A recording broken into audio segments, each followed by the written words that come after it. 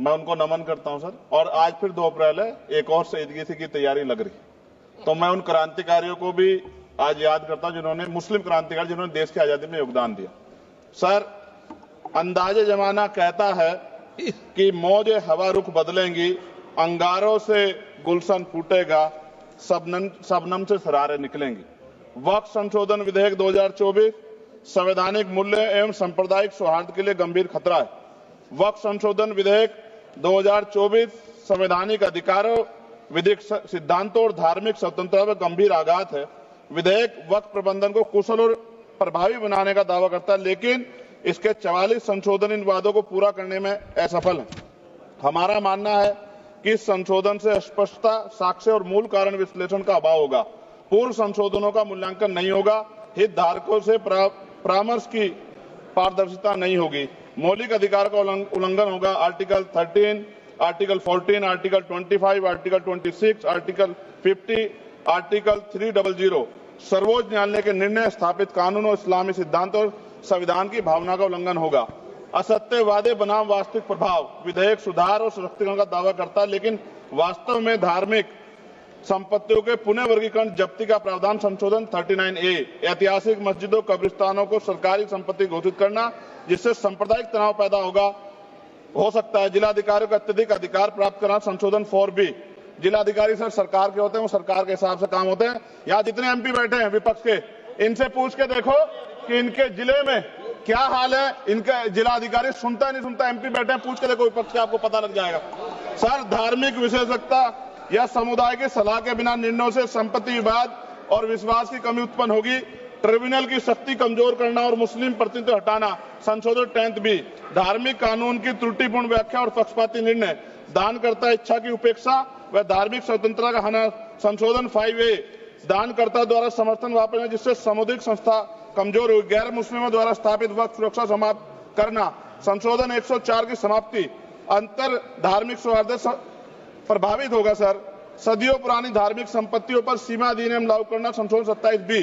कब्जा की गई संपत्तियों की स्थायी हानि, धार्मिक विषयों को दरकिनार कर वक्फ निर्धारण करना, संशोधन 6C।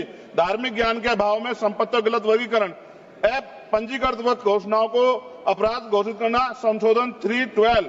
भय के माहौल में धार्मिक दान में गिरावट, मनमाने सर्वेक्षण को और वर्गीकरण की अनुमति देना, संशोधन 8A। धन्यवाद वकील साहब। सर, अभी पूरा दो जाने दो। सारी धाराएं पढ़ दोगे आप तो? सर, 2 मिनट में खत्म करूंगा और ये इंपॉर्टेंट है सर, मौका दीजिए सर। बिना जवाबदेही के बड़े पैमाने पर वक्फ संपत्तियों का पुनः वर्गीकरण, प्रशासनिक भ्रम और प्रभावशीलता को नुकसान पहुंचाना, संशोधन 12D। कानूनी विवादों और कुप्रबंधन को वक्फ बोर्डों की विश्वसनीयता का नुकसान, अस्पष्ट आधारों पर राज्य द्वारा वक्फ बोर्ड को भंग करने का अधिकार, संशोधन 3C। राज्य के व्यापक विरोध प्रदर्शन धार्मिक लक्ष्यों का लक्ष्य, सार्वजनिक हित के नाम पर वक्फ प्रशासन पर पूर्ण नियंत्रण, संशोधन 37C2। व्यापक स्तर पर अशांति विरोध प्रदर्शन, कानून व्यवस्था गंभीर स्थिति।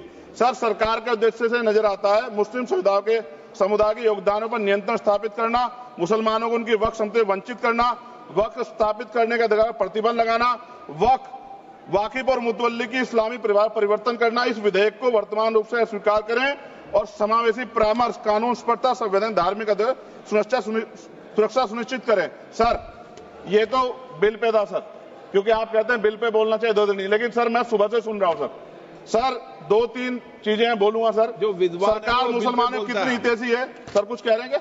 जो विद्वान होता है वो बिल पे बोलता है सर, बस खत्म कर रहा हूं। सरकार कितनी हितैषी है सर? केंद्रीय मंत्रिमंडल में एक भी मुस्लिम मंत्री नहीं है। सच तो यह है कि अभी ईद पे नमाज पढ़ने के लिए भी नए नियम बनाए गए, और जो नमाज पढ़ रहे थे उनके पीछे पुलिस कर्मचारी लाठी लेकर खड़ा था, मैंने खुद देखा सर।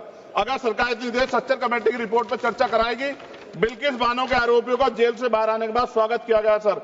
मुसलमानों की जमीन की बात है, SC/ST की जो जमीन है वो छीनी जा रही है सर। कानून से ऊपर उठकर मुसलमानों घरों पर बुलडोजर चलाए गए, सबने देखा। सुरक्षा की बात करते हैं, लिंचिंग की गई, मुसलमान मारे गए सर। कावड़ यात्रा में गरीबों के ठेलों पे सुप्रीम कोर्ट ने ऑर्डर किया कि नाम मत लिखवाओ, देश को मत तोड़ो। अंत में सर बात निकली है तो दूर तक जाएगी। पार्टी सरकार के नेता यात्रा निकाल के कहते हैं मुसलमानों को भगाओ, और कई एक मुस्लिम MP पिछली बार सर उनको क्या क्या शब्द निकले, कोई निंदा नहीं हुई सर, और उसका प्रमोशन हुआ। और कभी आपके नेता कहते हैं सरकार गोली मारो, और आप हिंदू राष्ट्र की बात करते हैं सर। मेरा यह कहना है सर, मैं इसका पुरजोर विरोध करता हूं और अपनी एक शायरी के साथ खत्म करूंगा। तो बहुत सुनी मैंने आज दोनों तरफ, जब तक ना बदले जालिम हुकूमत का मिजाज एहतजाज एहतजाज एहतजाज, और ये तब तक रहेगा जब तक सर अपनी सरकार सोच नहीं होती। धन्यवाद सर।